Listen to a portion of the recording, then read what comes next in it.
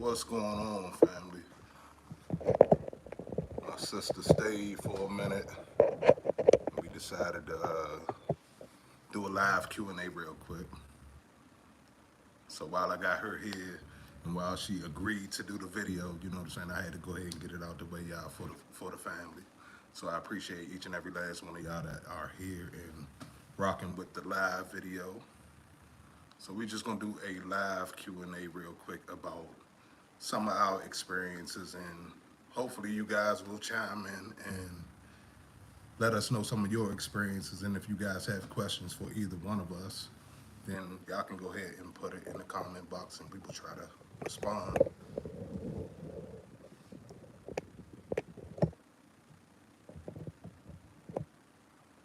I can't see who's here. Hold on 1 second, let me see.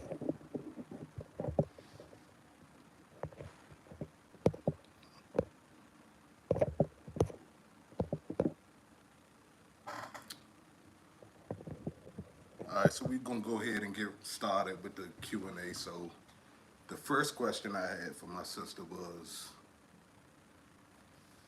in my situation, I didn't know what the hell was going on as far as me dealing with the narcissist, and I didn't know, that these type of people, like this type of evil existed. Like I did not realize that there was people that were out here really targeting people and really preying on people like that. And that was something like completely new to me, because I was always one of them type of people that saw the good in everybody. So I think a lot of us as empaths, we always want to look for the good in people. So that kind of sets us up for failure when it comes to the narcissist at first. Because once we get hip to the situation, then we're gonna cut the head off the snake. That's, especially us super empaths, that's definitely what happened in my situation. So the first question that I wanted to ask my sister is because, again, she obviously knew about narcissism and she knew about all of this before I did. So I wanted to know when she realized something wasn't right in her situation. And I guess you can talk about all your experiences, or you can talk about your marriage. It's up to you. But I just wanted to know, like, coming from her experience, like, when was her first red flag in her situation?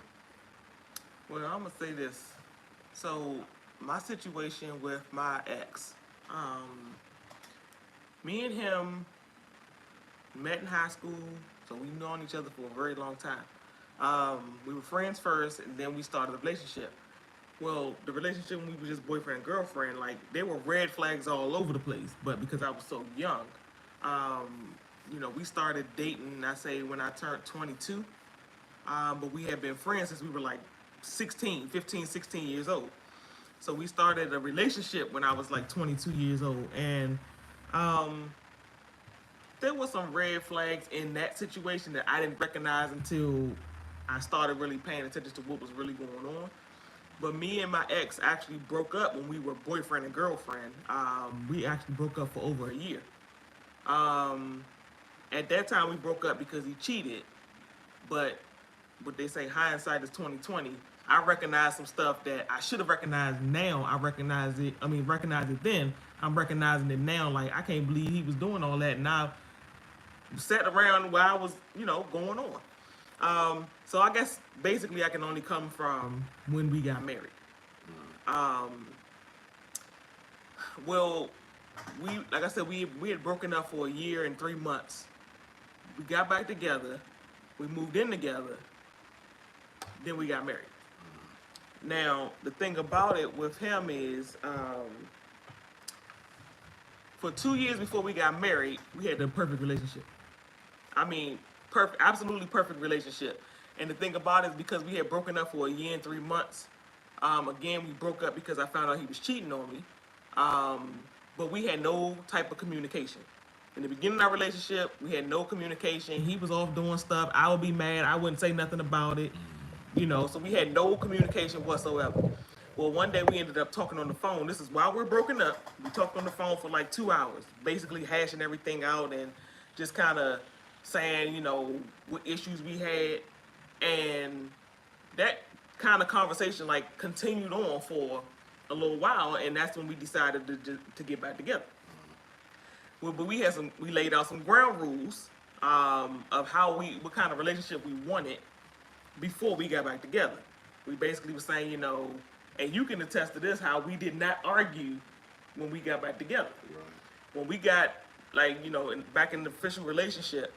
But that's because when we got back together, we basically, now again, we in our early, mid 20s. So we having these kind of conversations in our early 20s, which we, you know, don't know nothing about much back then. But we basically sat down and talked about it, and we were saying, listen, we're not gonna argue. If I got an issue with you, we're gonna talk. You tell me what the issue is. We're gonna talk about it and go, you know, vice versa. And that's how we're gonna get through everything. So everything was open communication.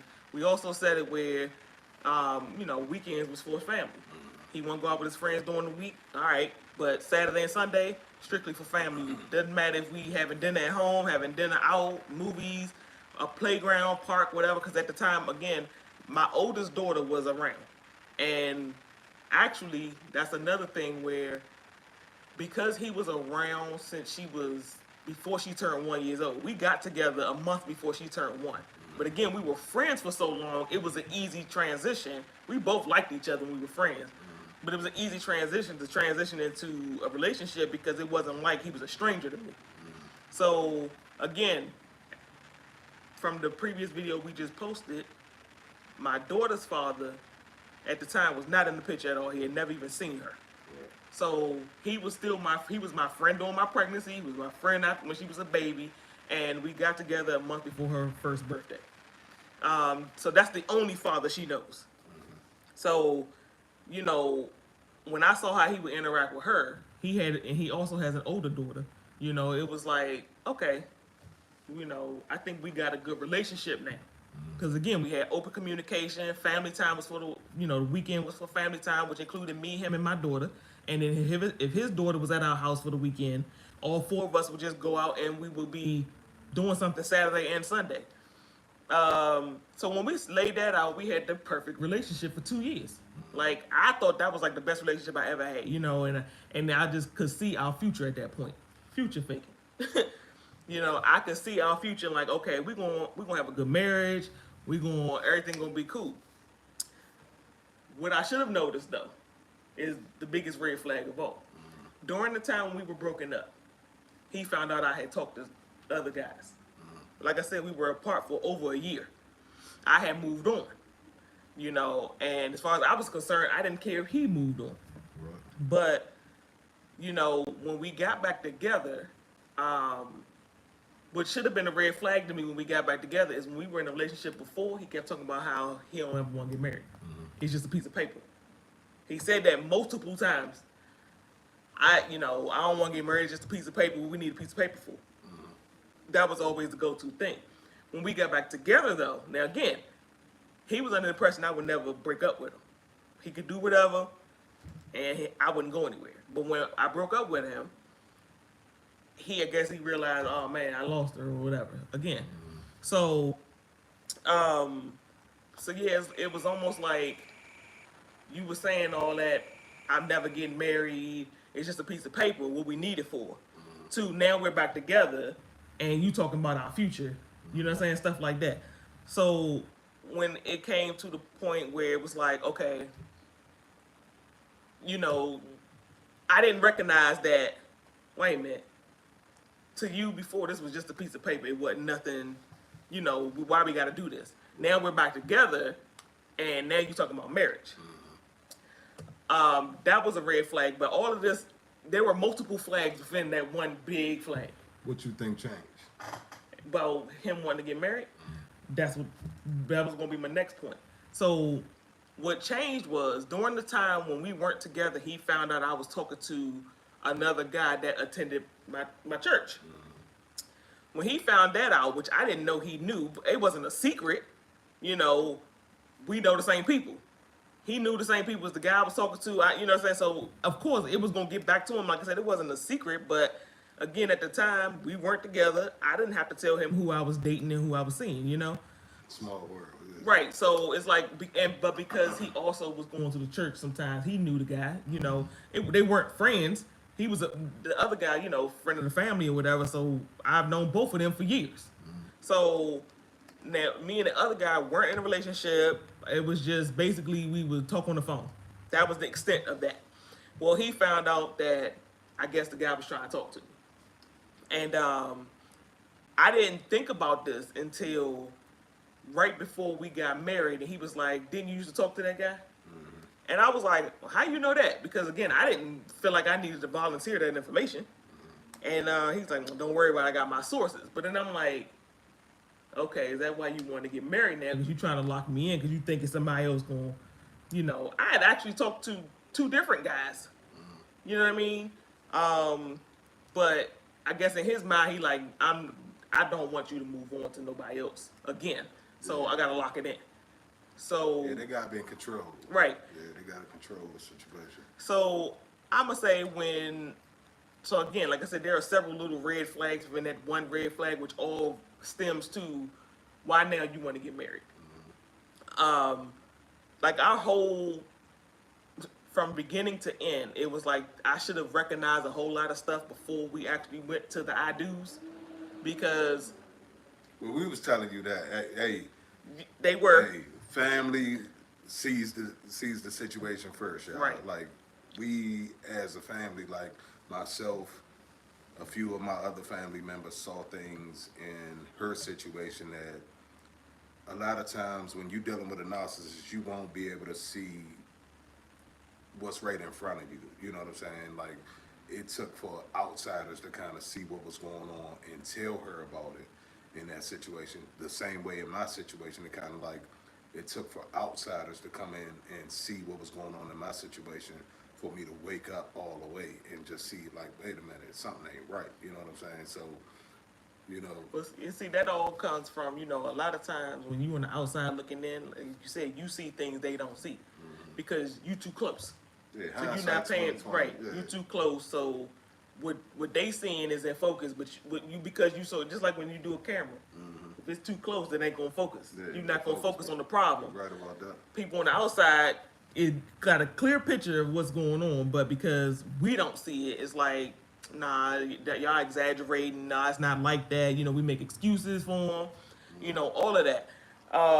Another red flag I would say, like I said, all of the red flags that I'm mentioning, you can kind of say it's one big, huge red flag because it all stems from why we even got married in the first place, or you know how it all unfolded. Like I said, we got back together. He found out I was talking to somebody else, which I didn't know, but he knew all this time. But again, like I said, it wasn't a secret. You know, it never came up in the conversation like, who were you talking to while we weren't together? Because again, that's neither. I didn't ask him, he didn't ask me. You know what I'm saying? So it was just like, okay, you know, it is what it is. Well, even the proposal was like that. The proposal, like, okay, you know, I'm be the first to say I'm not a girly girl. Like anybody who knows me knows I consider myself a tomboy.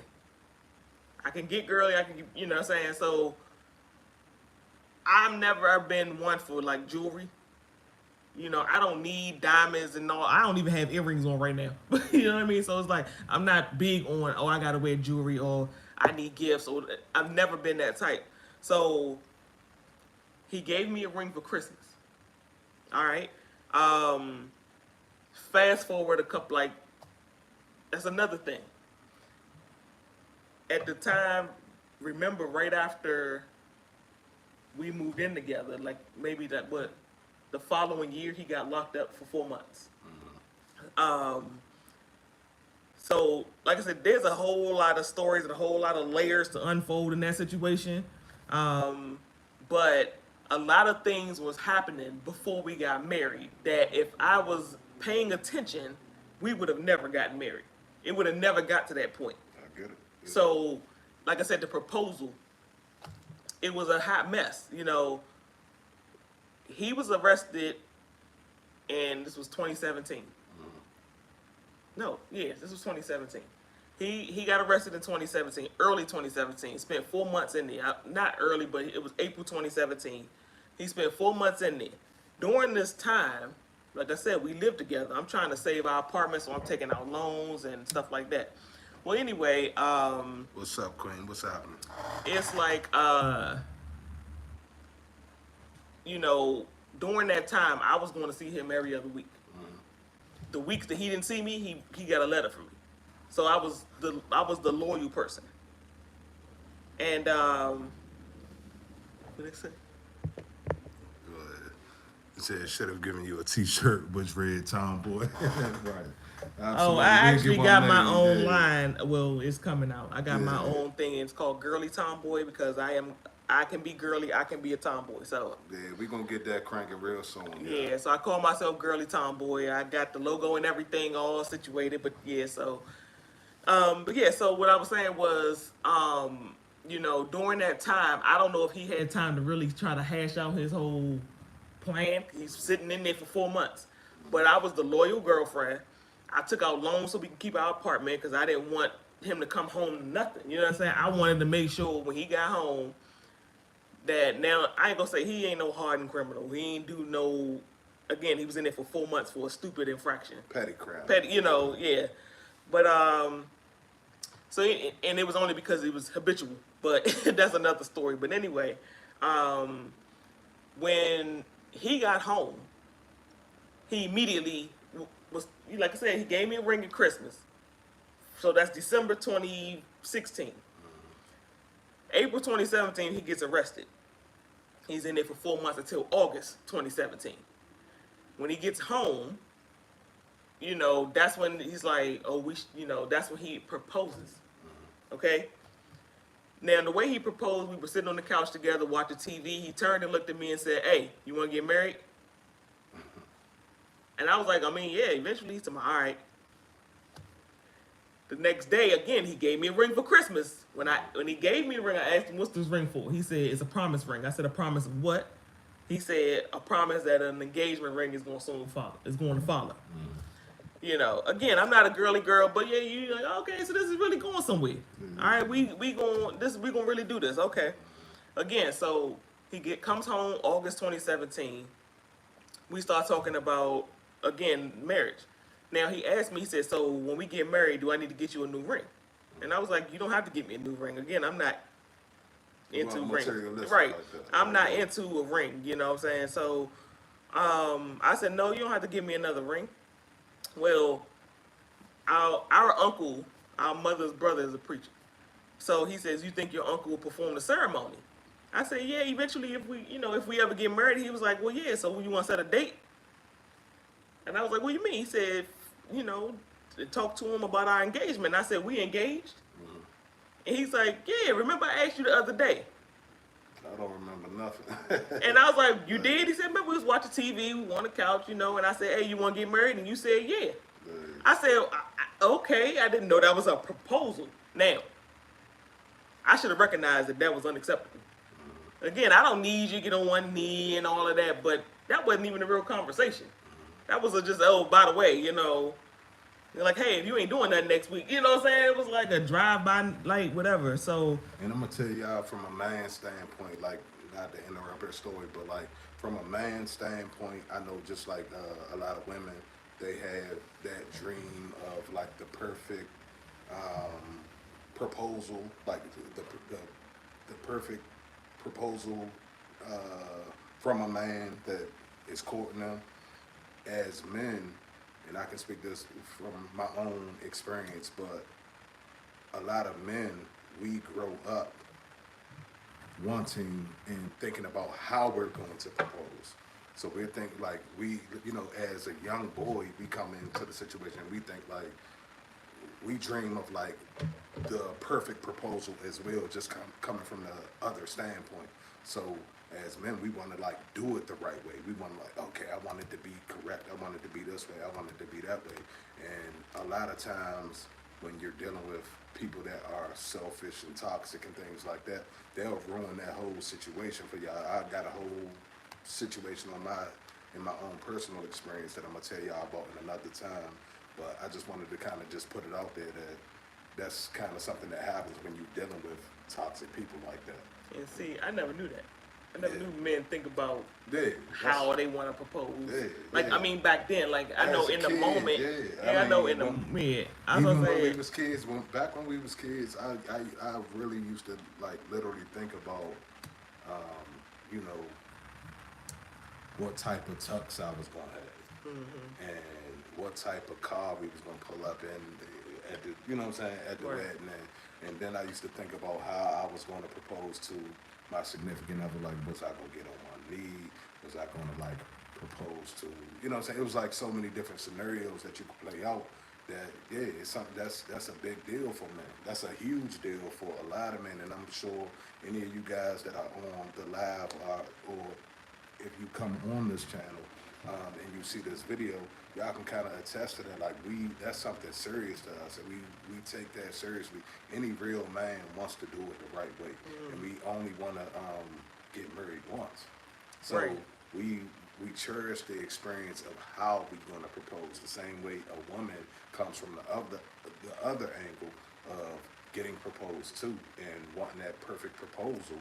We actually take pride in how we court our woman and how, you know, how we get that proposal off. You know what I'm saying? yeah, see, I had no idea that y'all even. I mean, like I said, I know that leading up to that, when the man was like, okay, she the one. That's when I'm thinking. That's when that light switch. Okay, now I got to make sure it's perfect. Yeah. I didn't know that when you're younger, Nah, you we were fantasize about it, fantasizing too. about doing that. Before we even know who our wife is, we fantasize about how we're gonna propose to her. That's one of the biggest things that men do. Like, you know what I'm saying? One of the things that, like, I know from a child standpoint, we think about getting some money. We think about maybe starting a business, all that kind of stuff. I mean, beyond your personal dreams, like some of us wanted to go to NBA and some of us wanted to, you know, do this or do that, whatever the case may be. But outside of your own personal dreams and stuff like that, like, one of the biggest dreams is like owning a home ownership, and then we think about our spouse, and we think about our family, and we think about, you know, we think about how we want to raise our children. We think about the type of husband that we want to be, and but before we even get to all of that, we think about how we want to propose to our mate. Like, we want to do it special because we want that person to feel special.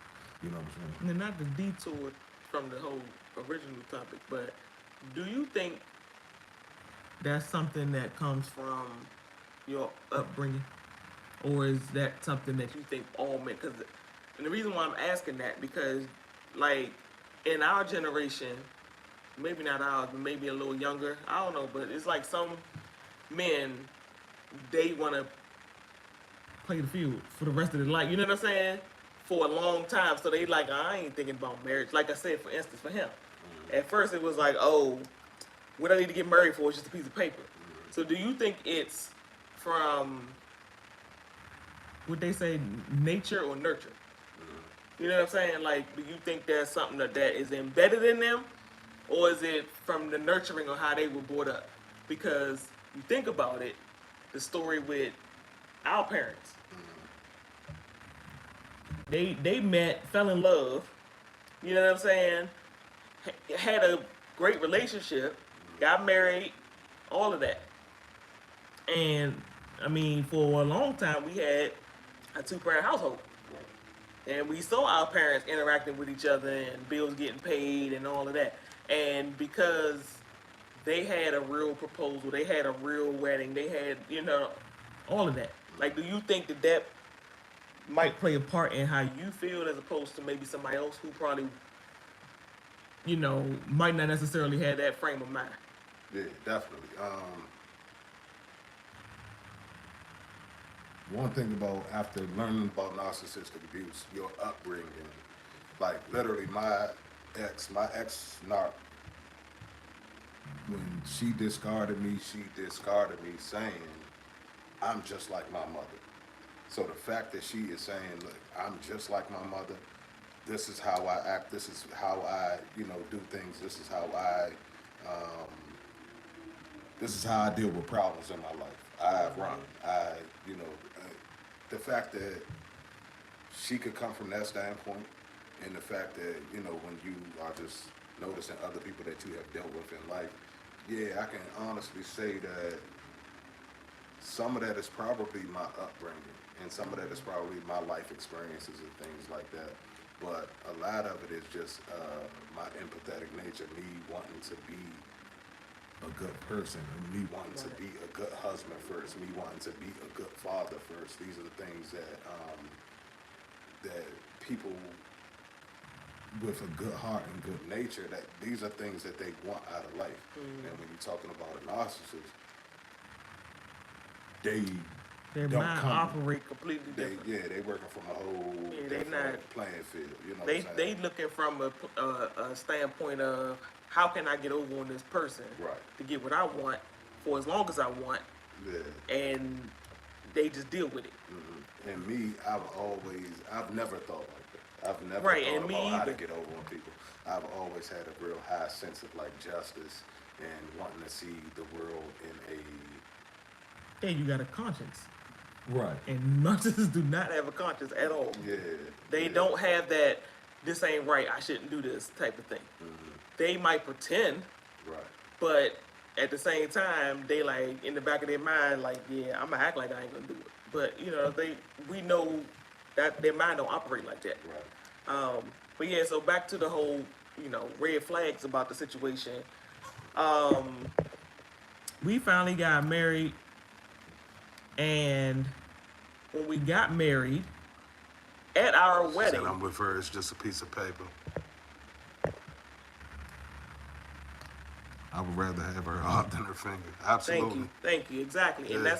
And that's the whole thing. It was like, you know, because I'm not like that meant nothing to me. But I felt like it should have been more effort into the, hey, I want you to be my wife. I want to be with you for the rest of my life. You know what I'm saying? And because I accepted, once I realized, okay, that was a proposal, I should have spoke up and said something. But I didn't, because when I didn't say anything, that laid the groundwork for the rest of our relationship. So to him, it was like, I can do the bare minimum here. That's what they do. I can do the very bare minimum, and because I'm doing the bare minimum, and she is fine with it, like me, I'm very understanding. Like, I'm a very understanding person. I try to give people the benefit of the doubt and all of that as much as I possibly can until I just like, nah, you crossed the line that you can't come back. But because I'm so understanding, like, it's like people feel like, oh, she cool, she be alright. You know what I mean? All the time. And because I didn't speak up in that moment to say, hey, you gotta come better than that, because I deserve better than that. You know what I'm saying? Because I didn't speak up in there to him, I got her right where I want her. She accepted this lackluster proposal. Like, there was no effort into it. As a matter of fact, he was laying on the couch. I was laying on the couch. He didn't even sit up. You know what I mean? And he just looked over at me and was like, hey, you want to get married? Like, it was commercial. You know what I mean? So it's like, because I accepted that in the moment, that dictated how our relationship would run for the rest of the relationship. When we got married, at our wedding, he was high. And I saw it. But because this supposed to be my day, you know. You ain't talking about high off weed or nothing like that either. You talking about some high. No, he was high off weed. Okay. Then he was, eyes was real little red, you know what I mean? So, Yeah, okay. but he was just so, you know, we standing up there getting married, and I'm looking at him, and his eyes is half closed. And he just standing there like, straight stoner, you know what I mean? Like, but I saw it, but I tried to ignore it. I did ignore it. Now, behind us is who? Our mother. She came up to me and said, is he high? After. Well, not like the same day of the wedding, like a long while after. She said, was he high? And I'm like, yeah. But I tried to, you know what I'm saying? Like I said, to him, it was another day. I'm just doing this because I don't want her to go nowhere. And that's how it felt. And it was just like, okay, And let me ask you this: one of the common things in narcissistic abuse is once you get married, day of, day after, or whatever the case may be, that switch just goes. Oh yeah, listen. When I tell you that the switch flipped so fast on me that I felt bamboozled. Like I literally looked into trying to get our marriage annulled less than a month after we were married, and I couldn't because when I was reading the information for the state of Maryland, it was like he has to have deceived me financially in some way or something like that for me to say, he presented this. It was false advertising, even though it was, but they not gonna justify. I can't justify an annulment from he hurt my feelings because we got married August of 2018. In September of 2017, then this is 1 month after we've gotten married, he asked the woman for her number, called her from my phone, and hung up the phone. But now I don't know if anybody knows that you can block a number when you call it. What is it, star 67? Something like that. Back in the day, again, this is 2018. So, I mean, you can block a number from your cell phone. You still can. You just dial star 67 in front of the number. But it'll show up as a private number. Well, apparently he forgot to block my number because his phone was off. He forgot to block my number when he called the girl from my phone. She called back. This is a month after we got married. 1 month. And, that was a whole ordeal. He claimed he got her number because she was complaining about, then check this out. These are the crazy stories you get from a narcissist, okay? I can't make this up. He asked me one day, how come when women are mad at their exes or something like that, or they had a bad relationship, a bad breakup, they say, I don't want no other man to talk to me, don't ask me for my number, nothing. Like, they swear off men. And I was like, because they get tired of going through it. So they say stuff like that. They don't really mean it. And I said, why are you asking? He says, because I saw this girl in the 7-Eleven and she was talking to another woman. And that's when she was like, don't no man better not ever ask me for my number because I ain't giving it to him. Okay? He chose to take this as an experiment. Okay? Let me see what happens. He apparently goes up to this woman, holds the door open for her when they coming out of 7-Eleven, and he asked her for a number, and she gave it to him. Now, okay, fine. You trying to prove a point that, she just said that literally 5 seconds ago. Fine. Yeah, but you're a married man. Thank you. You're a married man, for number one. And number two, he could have very well said, well, I just want to see if you're going to give it to me because I overheard you, and, you shouldn't swear off all men because we're not all like that. That would have been fine. That wouldn't have been fine, but okay. I'm just saying. I just say, he don't have to take the number, but just say, listen, that's the reason why. Just so you know. But anyway, now, I don't know about other women, but I've had guys ask me for my number 1,000,000 times and never call me. But he turns around and says, he calls this woman, and when he calls her, he's like, he hangs up the phone. I guess she doesn't answer. When she calls my phone back as I'm getting ready to leave the house, I'm walking to my car. Yeah. Nah, she was saying she agrees with you, and basically it's about weak or no. Right. Having no. Right. I didn't set boundaries, and because I didn't, he just overstepped them, and still is overstepping them today. But yeah, so when I got the phone call from the woman, I was walking to my car. I had just left out of our apartment, was walking to the car, Gary goes to the store, phone rings, I answer it. She asked me, did somebody call such and such? I forgot her name. And I said, well, no, but again, he uses my phone all the time. And I said, well, no, but my husband uses my phone. Do you know someone named, I'm not going to give out his name, and she said, oh, yeah, I know him. So, again, you clearly know you talking to a woman, and I'm thinking just said husband. Right. And I'm just sitting there thinking, okay, well, she must know him from somewhere because she ain't say, oh, well, who are you or nothing like that, So So I said, oh yeah, he must have called you from my phone because he was using my phone early. She's like, oh, okay. I just met. She said, yeah, I know him. I just met him yesterday. So, my ears perked up. Like, what do you mean? You just met him yesterday? She said, yeah, I met him yesterday in 7-Eleven. I'm like, okay. So, I proceeded to turn around and go back into the apartment, and I'm on the phone, still on the phone with the woman, and she's talking to me, and she's like, "Are you his wife?" Like, a person who's been through it can see the signs. So she immediately said, "Wait a minute, are you his wife?" She didn't say, "Are you his girlfriend?" She said, "Are you his wife?" I said, "Yes, I'm his wife." And she said, "I can't believe this because I literally just divorced my ex for doing stuff like this." And she was like, "I am so sorry." I said, "You have nothing to apologize about because you didn't know." And she's like, I wish I would have known. I would have never given him my number." And she's like, "But he didn't have on a ring." And I said, "He never wears his ring." Now, we've been married a month and this man never wears his ring. His excuse was, "Oh, because, my job, I can get it messed up and get snagged on something." Okay. Again, I'm not real big on jewelry and, oh, you got to wear your ring every day or whatever because, again, like I said, I'm not a big jewelry wearer. So it wasn't even about that. So when she said, "Oh, because he didn't have a ring," and I said, "Yeah, he never wears a ring." And as I'm saying this, I'm walking through the door and he's sitting in the living room.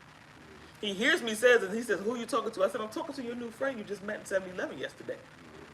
He tries to jump up and snatch the phone out of my hand. He tries to snatch the phone out of my hand. So now we're scuffling for the phone, trying to pull it out of each other's hand. And somehow the phone got on speakerphone, and this woman is on the phone, and I felt bad for her, which is crazy. Because she didn't ask for none of that.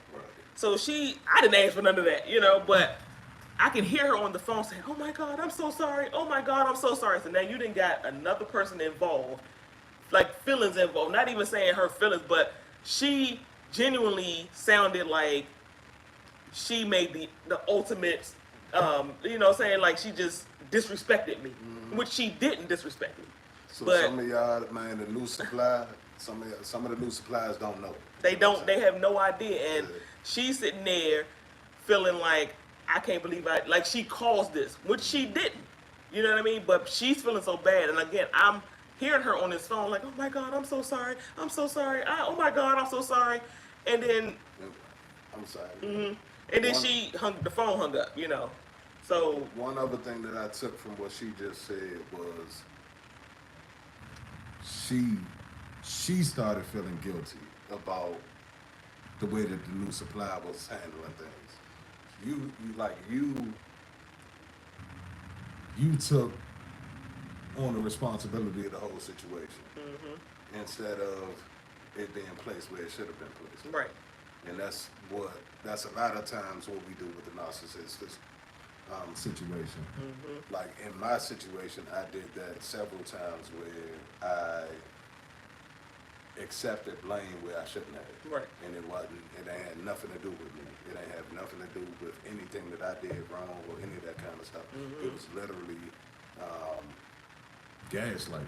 You know what I'm saying? Me accepting the gaslighting because I wanted to see the best in the situation. Like as empaths, we want to see the best in the entire situation. So we always extend ourselves in places where a lot of times, especially when you're dealing with a narcissist, it's like they want you to extend yourself in that way so they can, utilize that as like saying, well, you took responsibility for this and you took responsibility for that, so obviously I'm off the hook. They want you to let them off the hook by you accepting responsibility for the stuff that they have done to you. I had that happen several times in my situation, and that's how it kind of sounds in this situation. It's like she's taking responsibility for the things that he did, and she's like feeling bad for the new supply. Yeah, because it was like when that woman gave her his number, like she shouldn't have been in the middle of that drama that he created. she's feeling, and so now you looking at the situation. The only two people in the situation that's feeling bad about what just happened is me and her. He's trying to snatch the phone out of my hand, you know. So it's like, okay. And after that, it was just like, you know, I just did that to see if she was gonna actually give me the number. Okay, but you didn't have to call her though. Right. This man said I called her to see if she was going. I called her to tell her I couldn't call her. Make it make sense. Yeah. You know, Right. so it's like, what? So again, I forgave that. I heard the BS before too, y'all. I was like, how many of y'all heard that type of stuff in y'all situation, in y'all relationship? Like, they try to gaslight you in ways like she just said. And then, because they're so good at what they doing when they trying to gaslight you, like you don't even recognize you just got took for a ride. Mm-hmm. You're now feeling bad, and they, again, like you said, off the hook. Mm-hmm. You know, and it was just like, okay, but because I didn't set boundaries from the beginning, he did whatever. And I'm like I said, the switch flipped immediately. We got married in August. This situation that I'm talking about happened a month later. I don't even think it was a full month. We got married August 23rd. This was like the second week of September. So maybe second, third week of our marriage that this situation was happening. And like I said, for 2 years, we had the perfect relationship. We got married, and he went right back to the person that I was with when we were just seeing each other, and we broke up. So that right there just set the tone for our entire relationship. Like, it was like, I'm gonna do whatever, and there's nothing you can do or say about it. You know, and it just got to the point where, I mean, right after we got married, everything went downhill. Immediately. You know, like I said, we got married August 2018. November 2018, he was involved in a terrible accident where he totaled my car that I was still paying on. You know what I mean? And after that happened, everything went downhill for the rest of our marriage. I'm just now recovering from that. Like, I say, I moved into, what was that, 2020, what year is this? We're in 2022 now. So this was 2016. I keep saying we got married in 2018. We got married in 2008. So, yeah, we got married in 2008. And like I said, so August 2008 we got married. September 2008 was the incident where he sat there and called another woman. So again, when we got married August 2008, November 2008, he was involved in a really bad car accident where he totaled my vehicle.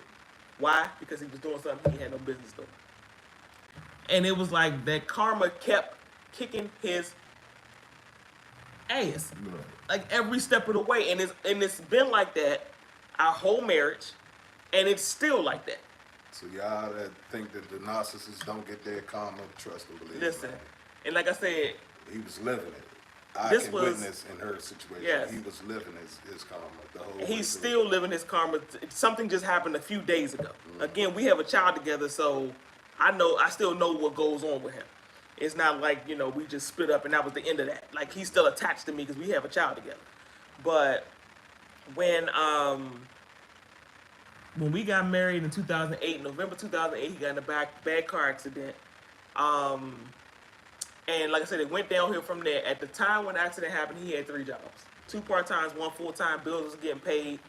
When that accident happened, we had to give up our apartment, the same apartment that I took out loans to try to keep while he was arrested. We had to give up our apartment. Moved in with my grandmother. We moved in with my grandmother in December 2008. And I don't even think he stayed there a good month before he got put out. He got arrested again. Because he got arrested again. Yeah.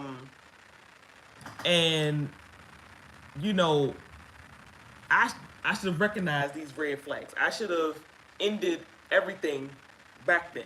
But because I didn't, you know, I didn't recognize those red flags. I didn't recognize this man just keeps getting arrested for stupid stuff. You know what I mean? Just stupid, immature stuff. And I'm buying excuses of, oh, I was just at the wrong place at the wrong time. I was with they was locking everybody up that was out there. You know, I accepted those excuses because I didn't want to feel like I cannot believe I just got married to this. You know what I mean? And that's a lot of us. And it was just like, okay.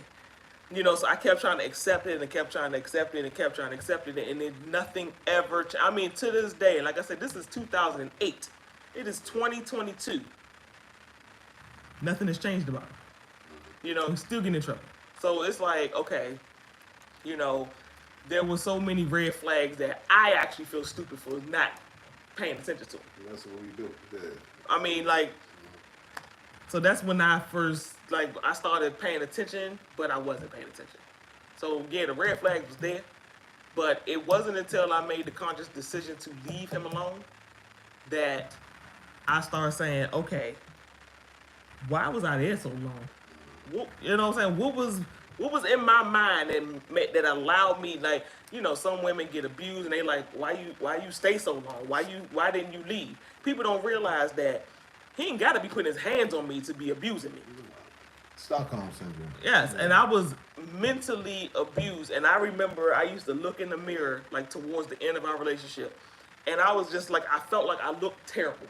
I felt like I was just run down and had no life. And, like, I'm not saying I didn't have a life, but I'm just saying my face looked like I had no life in it. You're like, I looked like walking depression. And it was a turning point for me when I started saying, okay, this man clearly don't care about me. Clearly. And to the point, y'all, I'm not even gonna lie, I even tried to get us to have counseling. He didn't want to do it. I said, we gotta do something before it's too late. I don't want nobody in my business. Why don't you want somebody in your business that don't know you? What are you hiding that you worried about somebody being in your business? You know, so, and it was just nothing ever worked. And I finally said, okay, you know what? All they would try to do is manipulate the counselor anyway. Right. So I'm just like, okay, you know what? This is not going to work no more. So then when it got to the point where he was no longer paying bills. Styles of Creation said, would you get married again? Yeah, absolutely. Somebody just asked me that question the other day. You know, a friend of mine. I would absolutely get married again because I would never let that situation dictate my future. Because if I decide, oh, I'm never getting married again because that previous marriage was just so horrible, he winning. You let them win. Right. He is winning if I decide I can never get married again because he just ruined me. So he would be winning if I did that. But I said I got married for the wrong reason. You know, I can say it now. I got married because I felt like everybody around me my age was getting married. I was almost 30. And I was like, everybody getting married. Everybody I know, all my friends are married. So I'm just like, okay, well, you know. So when he said, I was going to say when he asked me, but he really didn't. But, you know. When he told you when he told me we were getting married, you know, I'm like, okay, yay. You know, and I just felt like, okay, it is what it is. But I should have never gotten married, and I would most definitely get married again to the right person. You know, the first one was a fluke. I need a redo. Like, that's not even. Let me ask you this: the love bomb. What was it about the love bomb, and is it the love bomb that You think made you stay as long as you did? So, I'm gonna say this: when we were in a relationship before we, you know, broke up, there was no love bombing. Like, there was no love bombing. But the issue was me. And I can say that now. I was the problem in the beginning. And the reason why I say that is because I had such a crush on him in high school. And I knew we were just friends. I wanted us to be more than friends. Now, I did hear that, y'all. Y'all hear that? I did hear that if you are the one that pursues the narcissist, they don't feel no need to love bomb you as much as like somebody that they're in pursuit of. So if you are the one that is actually super interested in them, then they don't have to do anything. They don't feel like there's no need to love. And that's what, and see, now I didn't know that, but that's exactly what happened. I had a huge crush on him. And you was around when I used to talk about him all the time, you know. And I had a huge crush on him before we became friends. And I was just like, you know, I was really attracted to him, but we never had a conversation. We never talked to each other. We weren't friends. We didn't know each other. I knew of him. He knew. I don't even think he knew of me, to be honest with you. But it's one of those little high school things, like, oh, I got a crush on him, and he don't even notice me. We went to the same high school and the same church, and all I was doing is staring at him the whole time. You know. I mean, he was cute. You know what I'm saying? He had full beard. We was like, what, 14, he had a full beard. That's usually all they got going for him. Yeah, that's all he had was a beard. He was a walking beard. But, and he had braces, and for some reason I was attracted to braces. I don't know. It was weird. But, you know, me and him ended up talking one day at that summer camp. He was a counselor at summer camp, and I wasn't. I would just hang out up there. But my ex was a counselor, and I think you even told him that no, he told you he was talking about me and my friends. So he was talking about me and my friends, but again, I didn't even know this dude knew nothing about me. But he was talking to my brother about me and my friends. And what did he say? We some geeks. That's what he said. I don't know why I remember that. He told you we some geeks, and started laughing, like kind of laughed it off, like ha ha ha, whatever. And we started talking, like having a conversation then. And I was just like, you know, stupid little girly. Oh my God, he talked to me. You know? And I was gushing over him, and I was just like, oh my God, you know, he finally see me. But again, we were friends. Red flag I should have picked up on. Well, let me say this. We started talking on the phone because our stepfather was a minister. He had this book that had every church member name and number in it. I don't even know if you know this. So I went in the book and found his mother's phone number and called the house, and he answered. While we on the phone, his stepfather picked up the phone, and he's like, Courtney, give her your number to your line. So he gives me the number. That's how we started talking. That's how we started talking on the phone, because I just decided, which I never did before, because I was really shy. You know, I decided to shoot my shot. I don't even know what it was called back then, but one couldn't shoot a shot. I decided to shoot my shot and just call him and see what was up with him. So we got to talking, and we would literally talk every single night, but we were just friends. He used to try to get me to sing him to sleep. So, and you know, we would see each other in school, and it was just like, okay, we were still just friends though. And then one day we kissed under the steps.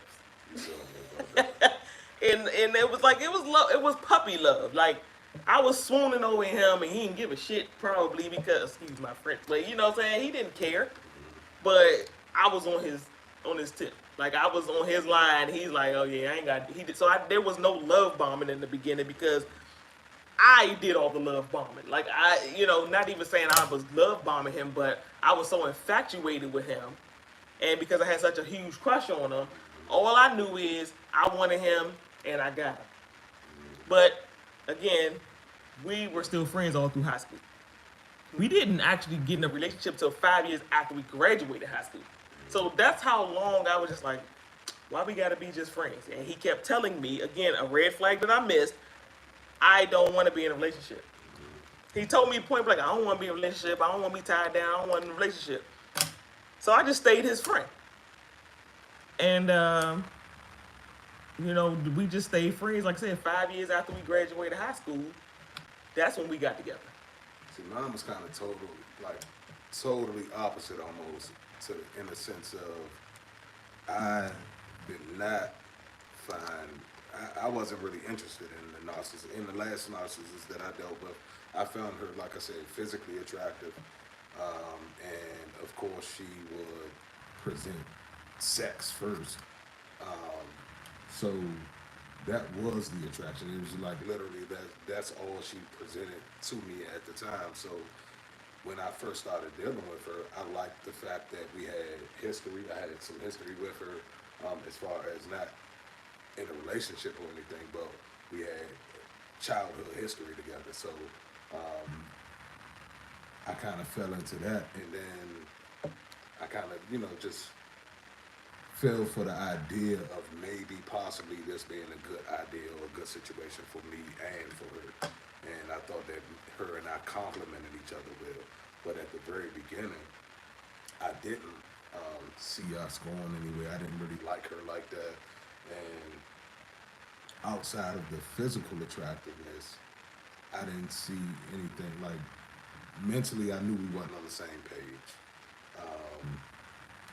Emotionally, I could kind of tell we weren't on the same page, and that's one of the red flags that I overlooked. Is like I probably should have paid more attention to that at the very beginning, but you know,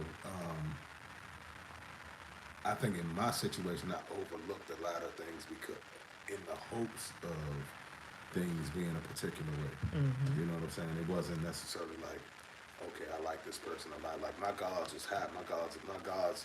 One thing about me, and that's another thing about just going through narcissistic abuse. Like your guards can be high, and your boundaries can still be low. And that's something that I had to learn because I thought because I had my guards up, that meant I had my boundaries up, and that was like the furthest thing from the truth. I had my guards up, and I wasn't letting people that just came into me, like if I just met somebody off the street. So she wasn't able to get me just instantly. Like she wasn't able to, but she was able to love bomb me because my boundaries was low. Like once I got involved with her, I started like allowing her to just come to my house and just do what she wanted to do. Like she would just, whenever she felt like coming, she would just come. Hey, yeah, I feel like coming over today, so I'm on my way. And I would never just challenge that. I would never say, nah, hold up, I'm doing something else. It would always be like, all right, cool, I'm in here anyway, so come on. You know what I'm saying? It's all good. And you know what I'm saying? And certain times you might have to challenge people because you don't realize that they press. You think it's just a regular day, like this person is just coming through, we're going to spend some time together. And that's how I was looking at it. I didn't realize that she was purposely pressing against my boundaries to assert herself in my life. Like I wasn't looking at it like that. Now I did see like it was so often that it was like kind of a red flag. Like why you always feel like you want to be around me, or why you always feel like the need to be up under me, or that kind of thing. So And why you that think was that was? the love bomb. It was like literally that was her. So I think for me, she knew that consistency was big for me. Well, and I was gonna say another thing is also if she's around a lot, no one else can. Right. Exactly. She knows where you are, what you're doing. You know, she can So it was just, clocking me at the same exactly. time. Like she was there. She was She know definitely your feeling me routine out. now. Like, oh, I know he home, and even I'm on my way. Yeah. So she definitely utilized her knowledge of my routine and the fact that A lot of static. Huh? Says you hear a lot of static. Yeah, a lot of static. I'm sorry, man. I'm hoping that said I can hear you though. Z, what's up? What's up? How you doing, Z? What's going on? Yeah, but yeah, so I think it was more so just the fact of her trying to be in control of the situation. Her like literally trying to she was clocking my schedule. She was getting to know me, she was getting to know my schedule, she was getting to know, okay, he works this time, he works that time. And she was getting to know my schedule so well that she knew when she could step off and go holler at the new supply and all of that kind of stuff, because she knew, okay, from this time to this time he's at work. And he works in this place. He works so far away that I'm never going to bump into him at all. He's never going to pop up on me, and I'm going to see him anywhere or anything, so I have nothing to worry about. So she literally kind of had her weeks mapped out. She had, I was Monday, Wednesday, Friday. She had the other dude Tuesday, Thursday, that type of thing. You know what I'm saying? She had a schedule. So you know what's crazy that I just sat here and thought about? I talked about something that happened back in what? 2006. And I literally just thought about this. So that apartment again. So in my mind, what I just said, we had a perfect relationship for 2 years. Now I'm thinking about something that happened during that time before we got married that I should have caught. Well, I did catch it, but I said something about it. But when we was looking for an apartment, Oh, catch and release. yeah, we were looking for an apartment. So we got back together. And then we started looking for apartments to move in together, which was a bad idea because we just got back together. So we started looking for apartments. But we were looking for apartments because at the time, remember, our mother was living out in Clinton, and I was staying with her, and it was the commute. Like, it was always traffic. I was late every morning. It didn't matter what time I left out of the house. I could have left out of the house an hour early. I would still be late because of the traffic. It was just so unpredictable. So, I was like, okay, I gotta find me an apartment that's closer to my job so I don't have to deal with this traffic. Anyway, so I talked to him and said, hey, listen, what you think about us getting a place together? He was like, yeah, we could do that. So we started immediately looking for apartments. Matter of fact, I took off work and we spent the whole day just going to different apartments. We ended up finding an apartment, and the lady was telling us, what we was gonna need to move in and everything. He needed to get a letter from his employer with his salary because he was a contractor, so he didn't get like pay stub or something. And I had to do the same. I had to, show my income. Well, at the time, I think my credit was jacked up, and he had no credit. So we was kind of screwed credit-wise, but they basically, he had no credit, I had credit, that's what it was. He had no credit, I had credit, and my credit was enough to get the apartment, but my income wasn't. So his income was. So they was like, okay, well, y'all gonna definitely have to, sign the lease together. I was like, well, we already was, And so we signed the lease, we put the down payment down on it, and we had a move-in date. We moved our stuff in. Now, when I say we moved our stuff in, I moved my stuff in. And he had nothing moved in. So, again, we were living in two separate places. I was living with my mother. He was living wherever, I don't know. Elsewhere. So we're supposed to be combining, so we moving in. And, we had no furniture or nothing like that yet. I had a bed, my child had a bed because we had a 2-bedroom apartment. So we wasn't moving in no furniture. We was basically moving in our clothes and stuff at that point. The day we moving in, we move into the apartment. Again, I'm moving my stuff in, and he's like, "Oh yeah, I'm gonna get my stuff. I ain't got much, Cause again, I had a steady place. I was staying at my mom's house, so I had all my stuff together. But he was like a nomad. He was here, there, everywhere, couch to couch to couch, just bouncing around, Homosexuals. Yeah, exactly. He was definitely that. Jumping from couch to Couch to couch. Yeah. So he just basically, I just got my clothes, He didn't have no belongings to where he needed a moving truck and all of that. He could put that in the trunk somewhere. So anyway, I'm moving in, and I said, well, when are you gonna, bring your clothes and stuff in? Well, no, we move in. The day of our move in, I got all my stuff in there, bed set up, everything. And he walks over to me and gives me a hug and a kiss. He said, all right, I'm gonna holler at you later. Well, just where the hell are you going? I said, what do you mean? He's like, I'm gonna come through here tomorrow. Now you hear what I'm saying. The stuff he's saying to me is if he don't live there. Right. You know what I mean? We just moved in together. Yeah. His name's on the lease. Mm-hmm. He put half the down payment down. Mm-hmm. He done provided his income and everything. And again, before we even started looking, what do you think about us getting a place together? All right, cool. Mm-hmm. The wheels was in motion. We made it happen. Where you going? I'm gonna come back through here. I said, what you mean you gonna come back through here tomorrow? You live here. Mm-hmm. And he was like, red flag. I should have. Well, I'm gonna be over here all the time though. That's it. Mm-hmm. So, to me, it felt like, okay, so I'm now set up at this place, and now you know exactly where I'm at, and you can come and go as you please. Because to you, this is not your permanent resident. This is not your resident. Oh, this is just my stop by. Yeah. So I'm like, hold up. We just signed the lease. We just moved in here. What do He you was his mean? permanent resident when he felt like it. Yeah, it was Right. like one of them But things. because I did speak up in that moment, I'm like, what are you talking about? You live here. You gonna help me pay half this rent. I don't wanna hear that. Well, I ain't never here, so why I gotta pay? Nah. That's the reason why we even got a place together, because neither one of us can afford a place by ourselves, you know. So he was like, all right, okay. So, and I'm just like, was he testing the waters just to see? Okay, let me see if I can get away with this. People are crazy. So when I said something about it, he went and got his clothes. It shouldn't have been that way. Like, you know what I mean? So it's like, okay. So he brought his stuff there and he lived there. He really had no intentions on. He being had no there. intentions on that being his You home. wasn't gonna let it go, and he had Right. to make a move. So because I said something about it, because I'm like, no, you're not going to later come around talking about, well, I'm barely here, why I got to pay half? No, because your name's on this lease. This is our apartment. It ain't like my name is the only one on it, you know.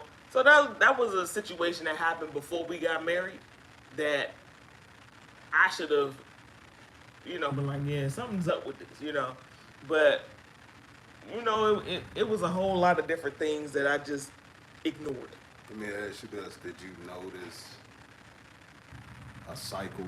Like, did you notice like every year and a half, or every 2 years he would try to discard? Listen to me. Look at how many places we moved out of because of him. Okay? So when you say a cycle, this was a never-ending cycle the entire time we were together. The entire time of our marriage. It was just like, we would be fine. Everything would be good, you know, we having a good relationship, there's no issues, bills is being paid on time, and he would just throw it all out of whack. It was just almost like he craved that drama. They do. He craved the fact that, oh, our rent gonna be late because I decided I'm not gonna pay my half. And it was just like, what are we doing here? So it was like every time we got into a situation where we had a good, like, I think I would say like good 3 months. Everything getting paid, everything good, you know, everybody cool. He was sabotaged. Yeah, he was sabotage every freaking chance he got. And I was just like, what is the problem? Like, we're doing good. Why did you just mess that up for no reason? It was just like out the blue, I'm going to not do this like a kid. No. That's exactly what he used to do. It was like 1 minute we paying bills on time and the next minute he just stopped. And this was a never-ending cycle. Like, we moved, gosh, I don't even know how many times we moved because he would do something to sabotage. And it was just like, okay, we lived in 3 different places together. So we moved, like I said, we moved in 2006. We got married 2008. And we lived together from 2006 to 2014. And in that time frame, that's 8 years. That's not a long time. In 8 years, was that 8 years? Yeah. So in that time frame, we moved like 5, 6 times, because he always messed up something. Like, it was always drama. It was always something going on. He was always getting locked up. And I was like, what is the freaking problem, man? You know, when it got to the point where every time he messed it up, I had to fix it. And this, like I said, this is a never-ending cycle. It was like, okay, I kept always waiting for the bottom to fall out. Like, I just kept always expecting, and that's no way for nobody to live, to sit there and wonder, okay, when is this going to implode on itself? You know what I mean? So it's like, it got to the point where I was sitting around waiting for something to happen. And then sure enough, like clockwork, he would do something to mess it up. He would get arrested and lose his job or whatever. And it was just like, okay. But what finally made me just say, this is not what I'm trying to do, is because I got to the realization that for 3 months straight, he paid no bills. Now, this man is going to work every single day. He's getting paid every 2 weeks. And he completely stopped paying bills for 3 straight months. The first month, there was an excuse. It's like, how do you do it? Oh man, that's a whole nother subject. It says, how do you deal with the pain and guilt of the father discarding the child? At this point, I don't want him in my child's life anyway. But it still hurts. So yeah, that's a tough one because that's what I'm dealing with.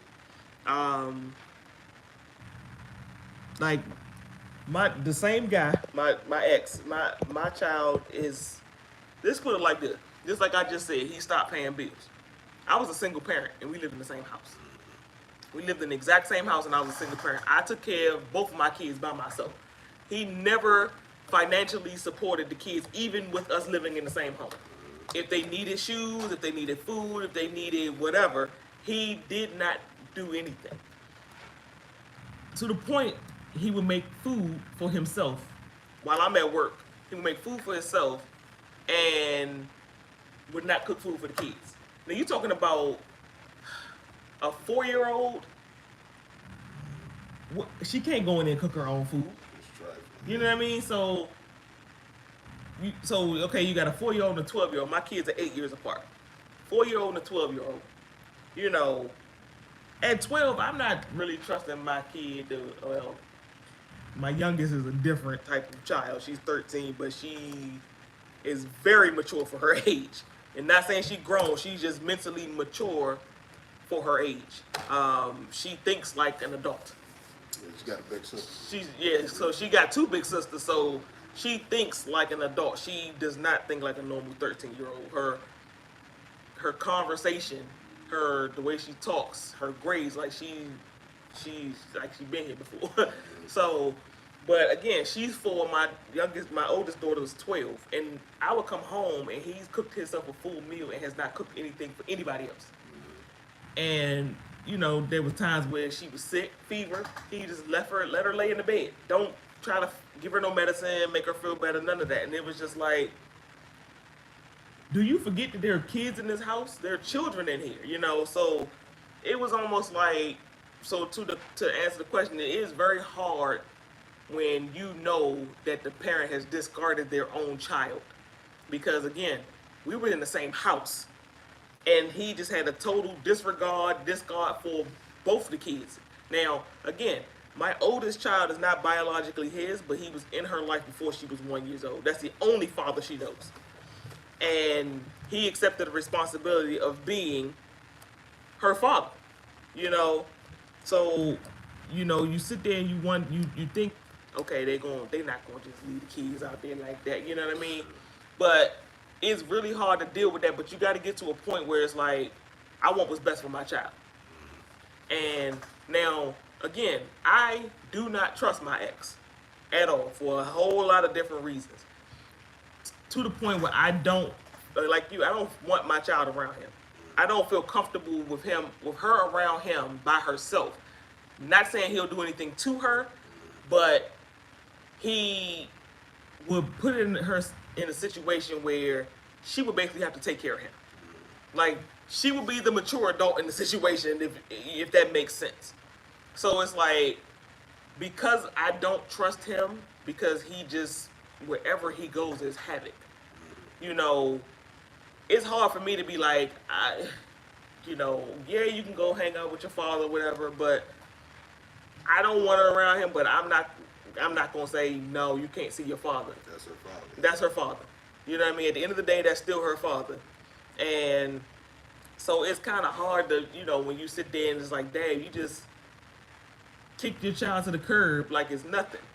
Again, my oldest daughter's father did the same thing. He met her. She's 21 years old. He met her for the first time when she was 2. And he saw her for the last time when she was 2.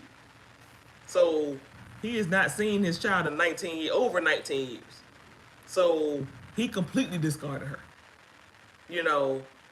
He wouldn't know what she looked like if she walked right past him in the street. You know what I mean? And so it's hard to deal with that. It's a process. It's not something that happened overnight where you deal with, he gone, whatever. That's not something that you can just get past overnight. It's a process. And, but to what I was saying, the reason why I decided that was it for me when I left was because I got to the point where I realized, like I said, for 3 straight months, he wasn't paying any bills. Going to work every day, he's using his money for who knows what. Drugs, whatever, I don't know.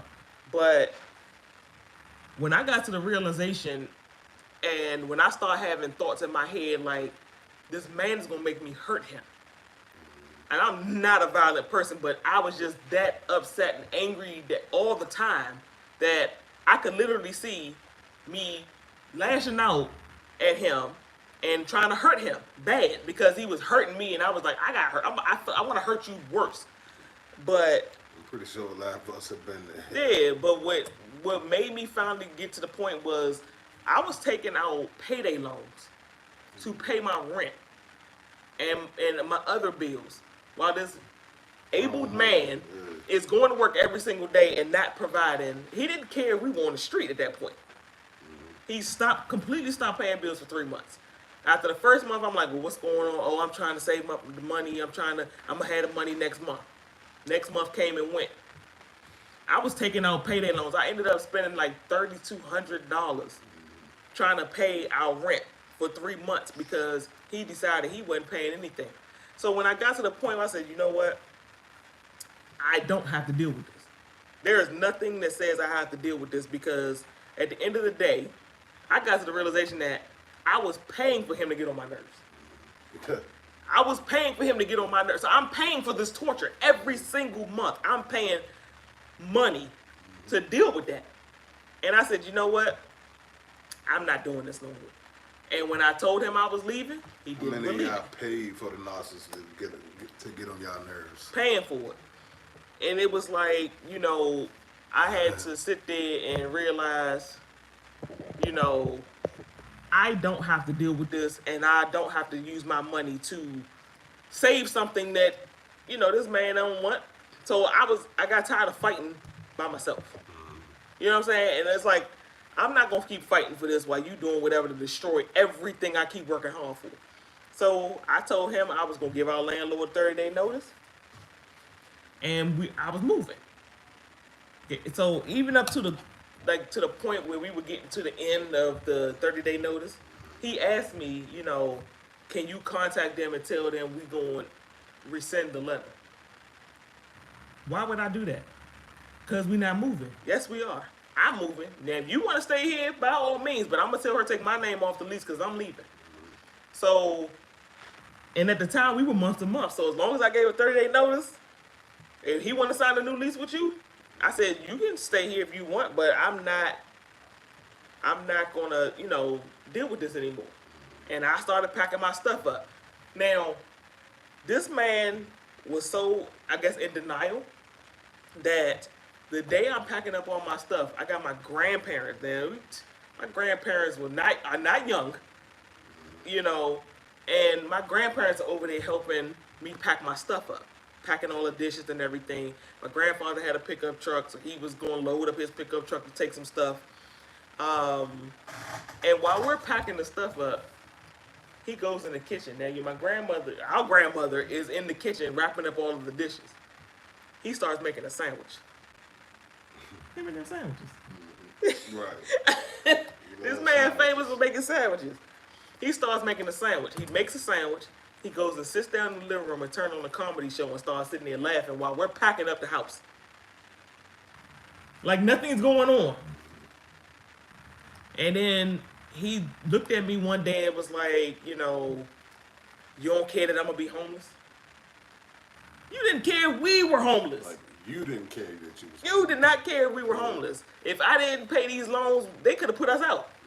Because I couldn't afford that by myself, but I'm still paying on payday loans. Well, back then, I'm still paying on payday loans from when you didn't pay the rent. just trying to keep a roof over. Yeah, I'm trying to keep a roof over our head, and you got me paying payday loans. And, you know, it's just like, okay, that's it for me, you know. So after we moved out of the house, like I said, I'm still paying on these loans after that, you know. And he just did not get it. Like, and then he was under the impression that the reason why we weren't together was because I was living in my grandmother's house and my grandmother wouldn't allow him to live there. I told him before, no, I'm done. And he still did not believe it. To the point when I finally moved out of my grandmother's house and got my first apartment by myself, where I'm paying all the bills myself, I told him, I said, listen, you're going to have to step up and start taking care of your daughter. I was like, I'm about to move, and I'm going to be paying more in rent, so I need you to step up and provide for her. He was like, oh, where you moving to? Don't matter. Right. why is that a thing? So the question that he asked me was, so who all going? Who asked that question when somebody, who all going? Me and my kids? Oh, I can't go with y'all? He still in his mind thought, oh, I'm gonna be able to move in with her once she get a place. Now, you would think, if that's what he was trying to do, wouldn't he have proven and got a place for us? Nope, but he didn't. So he's just like, oh, well, I can't come with y'all? No, you cannot. So I moved, and, I paid all my bills on time, and he was still sitting there trying to go house hopping. You know what I mean? He's still house hopping. So it was a lot of red flags. Let me see what y'all asking these questions. I'm gonna try to see if I can answer y'all questions.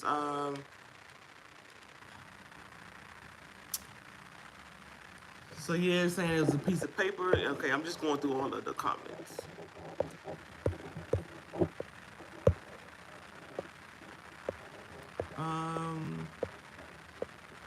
Yeah, if y'all have questions, y'all can ask us questions too. Styles of creation. When you asked again, would I get married again? Yes, I would get married. I don't know if y'all saw that comment. Yes, I would get married again because I would not let him win and decide that that's it for me. Like, that was not a marriage. That was torture. So yes, I would most definitely get married again. Yeah, so redeemed of the Lord. Yes, they will suck the life out of you. You would look at yourself and just be like, what have I become? Like, I can't believe that I'm just looking like, like roadkill. Like, I just got beat up, like, but I was just emotionally abused.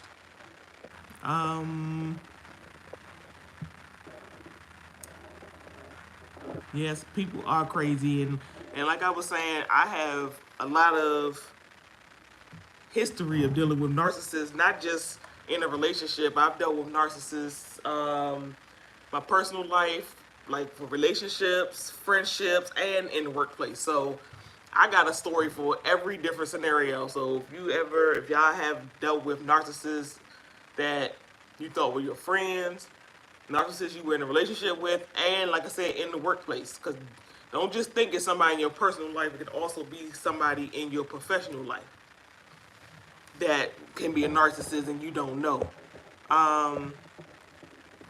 Yeah, we keep fixing them. We do become enablers, styles of creation.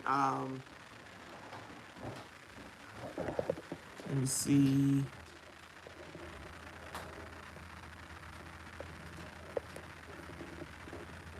Just trying to see. Yeah, yep. Basically, I was paying for him to stress me out, and it was why would I want to spend my money doing it? Did either of you go through counseling? No, I've never gone through counseling. It's almost like, and people tell me this all the time. People tell me I should write a book because I give great advice, but I was never taking my own advice. But I started taking my own advice. Like, everything I was telling people, oh yeah, and the thing about it is I'm kind of a quiet person, and because I'm a quiet person, I observe a whole lot. To the point where I know certain body languages and how somebody feeling and everything. I get that from my mother. I'm very in tune with people. So because I started picking up on what was really going on and paying attention, and I started realizing what I wanted better for my life. I basically was talking to myself, like, what is wrong with you? Like, it gets to a point where you have a lot of people out here like, oh, I'm a good man, I'm a good woman. Anybody can say that, but are you really a good man and a good woman? And when you know that for sure, when you know that you've done absolutely nothing for these people to treat you that way, and you know that you are giving your all to a situation and they just dogging it, you know that something ain't right about that. So no, I've never been to counseling. I just woke up.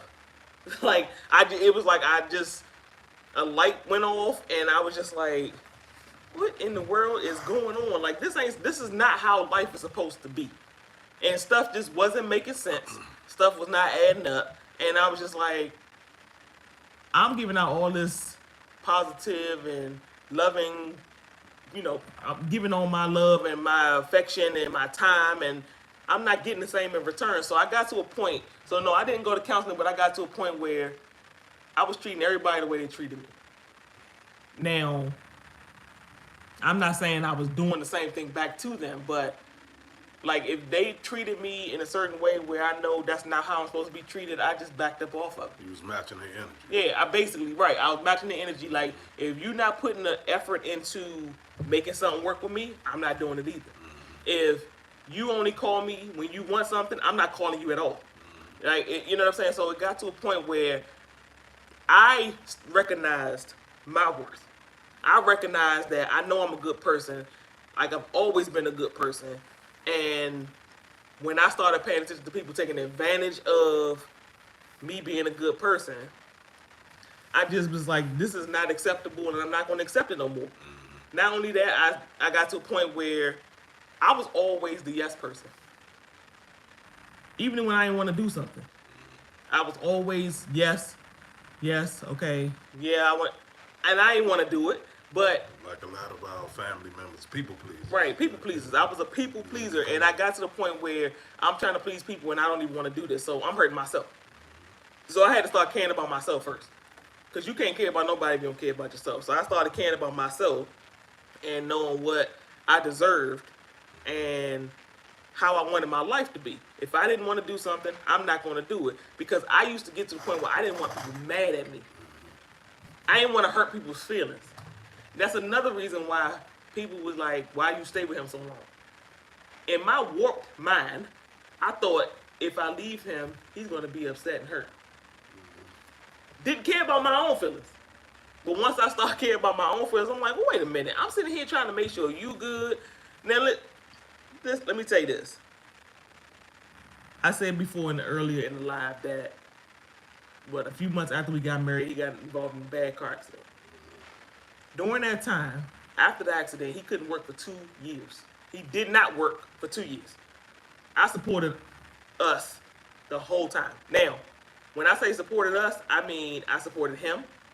I supported myself. I supported my oldest daughter, who was 8 at the time, and our newborn baby. We had a brand new baby. So by the time she was 2 years old, he still wasn't working. And I paid all of the rent, all of the bills by myself for 2 years. Until I got to the point where I'm like, okay, well, you're not injured anymore. You can start going back to, looking for work. Start back working again. Which he did. He went and got a job. Okay, now we both paying the bills. But that's why I said that everything went downhill after that accident. After we got married, actually, which all happened within a few months of each other. Because it was almost like he got complacent to the point where he didn't feel like he had to do anything. He didn't have to show me he cared. He didn't have to work. He didn't have to pay bills. So for 2 years, I supported him. I paid his cell phone bill. I made sure he had food. I ain't have no government assistance. It was just my paycheck. I paid the rent. He didn't have to do. The only thing he had to do was watch our daughter. She was 2. Let's just say, would you say you get nervous for your child when they're around a narcissist? And the reason why I say that, and that's another reason why I say I do not trust my ex at all, because when my daughter was 2 years old, he left her in our apartment by himself to go ride off with his friends while I was at work. His sole thing that he was supposed to be doing was to watch our daughter while I'm at work, because he was not working. Why are we paying for a babysitter if you're sitting in the house all day? Again, he was hurt. He was still hurt. He could move around, like he wasn't like incapacitated or anything. But the type of work he did, he needed like his strength. He needed like his arms and all of that stuff. And he had messed his wrist up, so it's like, okay. was only supposed to be watching our daughter. That's it. That was his sole thing to do, and I made sure the bills were paid. Well, he left my daughter in the house when she was 2 years old by herself. And just thinking about that, it's like, why would you leave a 2-year-old? But that again, that's why it's hard for you to when you have a child with a narcissist because you're in constant fear, especially if they're around the child all the time. You're in constant fear that they're gonna cause something to happen to that child, directly or indirectly. That's always your worry, and it's just like what do you do? You're stuck between a rock and a hard place because you can't legally keep them away from their child unless it's proven that they're not suitable to be around that child. So it's real hard to try to. But again, like I said, I never did counseling, but I guess we did our own counseling because like I would talk to him. He would talk to me. We would talk to our mother. We have a very open relationship with our mother. I talked to you guys too. You know what I'm saying? Yeah, when I started the channel, this was like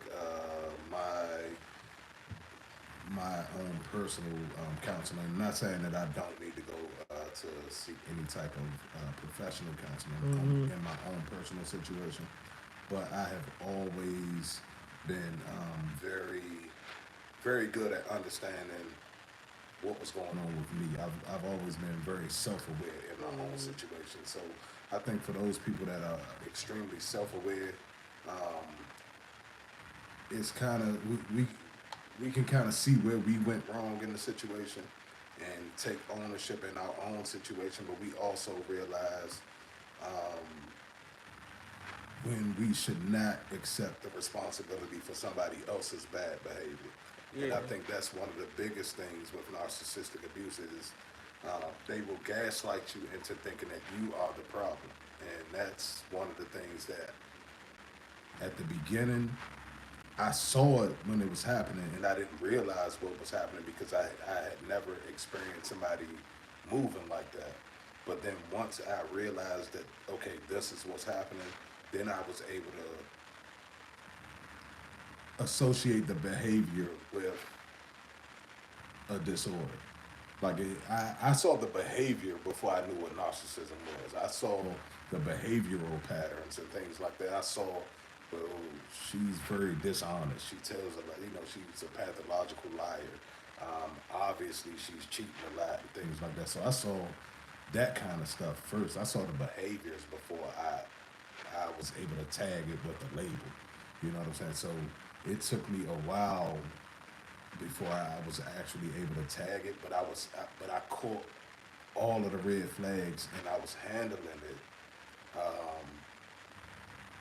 Like I handled my situation in a way where when I actually did call professionals, because I made a few phone calls. I didn't get actual therapy, but I did call like the domestic violence hotline, and I did call a lot of other resources that could potentially help me out, and at least they were able to validate my story, and then not only validate my story, they were able to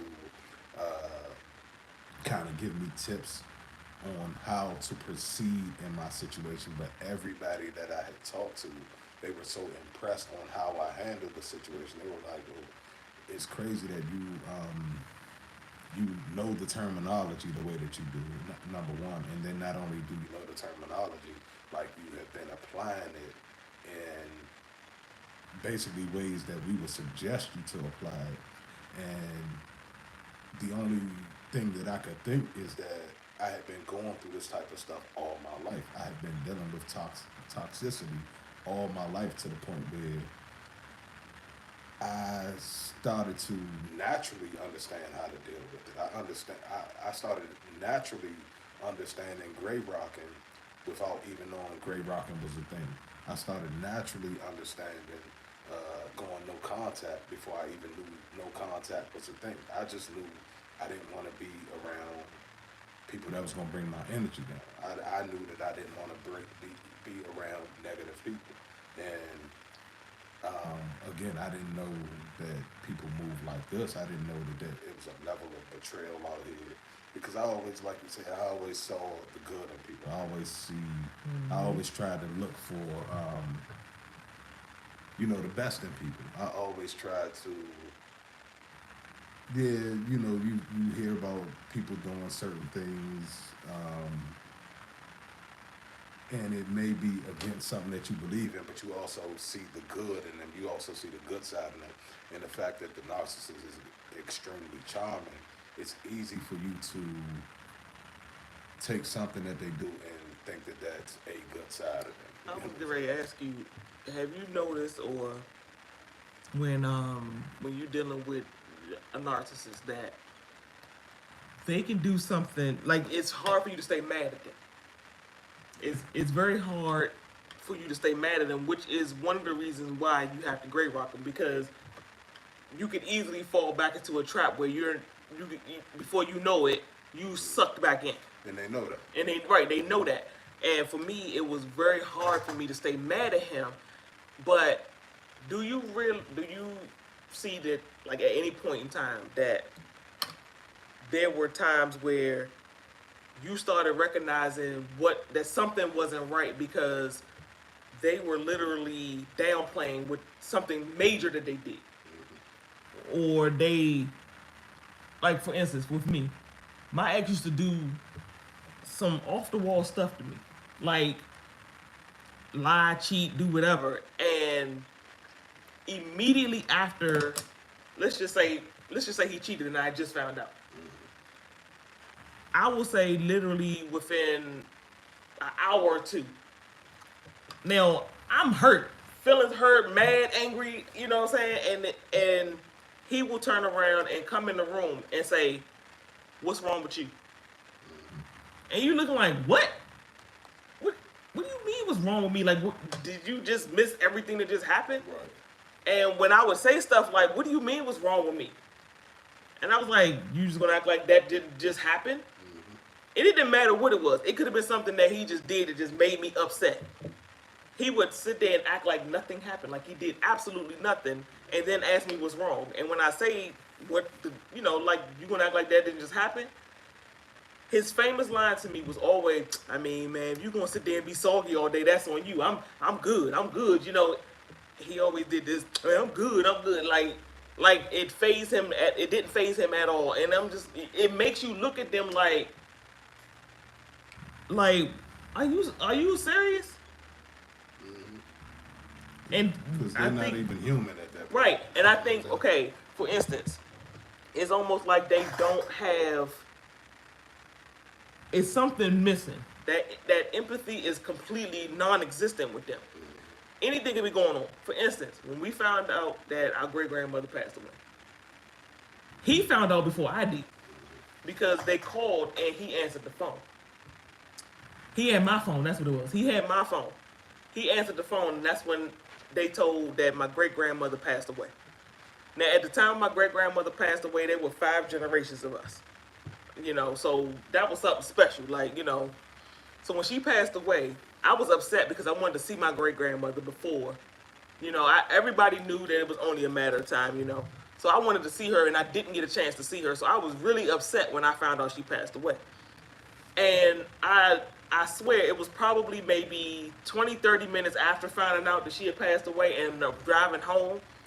And I mean, I'm like really quiet. Like, you know, in my own head, like, man, I want to see my grandmother, you know. He looks at me and says, he just kept like nagging at me, like, and I'm trying to like think through my thoughts, like, you know, I'm sad, I'm hurt, my great grandmother passed away. And he looks at me and was like, "Why you looking all soggy?" That was his famous word. I can't stand that word now. Why you looking like that? What's wrong with you? And I said, "What do you mean? Why are you asking me what's wrong with me?" Like, it's like it doesn't click that this is supposed to be a situation where you hurt, your loved one just passed away. And he just kept saying, "Man, I ain't trying to be seeing you all soggy." Like, he doesn't know how to conduct himself in that situation. And it's like, I could not understand how you asking me what's wrong, like, my grandmother didn't just pass away. To the point where I got so mad, that he just didn't understand that I slammed on brakes in the middle of the street. I'm riding down the street and I slammed on brakes and stopped in the middle of the street. And I just, before I knew it, I screamed at him. And it's just like you sitting there like, it's like you talking to a wall. There's nothing getting through. Like, it's impossible for them to get through. And it's like, what is happening here? That's when you start really like, something is off. Something is really wrong here that does not affect you.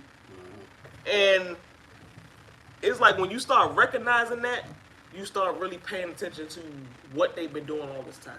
You start paying attention to what they're about to do. You start realizing. You start seeing 10 steps ahead. Yes, you started picking up on every little thing that they do. And then when they realize they can't get through to you no more, they can't penetrate no more, then they want to play the victim. Right. You know, so it's a whole lot that could be said about these narcissists. You know, anybody answer any more questions? There's definitely plenty to be said, man. We're going to take a few minutes for the questions. If y'all have any more questions, go ahead and put it in the comment box. We are going to take a few minutes to read those. And we're going to go ahead and get off the live because we got to get to our full-time jobs and stuff like that in the mornings. And I don't want to keep my sister out too long, but we are definitely planning on doing a lot more videos together. As y'all can see, she has a lot to say on the topic. She has a lot of her own experience, and I think she will be a great addition to my channel, and vice versa. I think we can both kind of help each other's channels grow. And not only that, I feel like we both have different aspects of our experience that can help you guys with your own personal healing journey. So go ahead and we'll be here for a couple more seconds. And if you guys don't have anything else to say, then we are going to catch you guys later.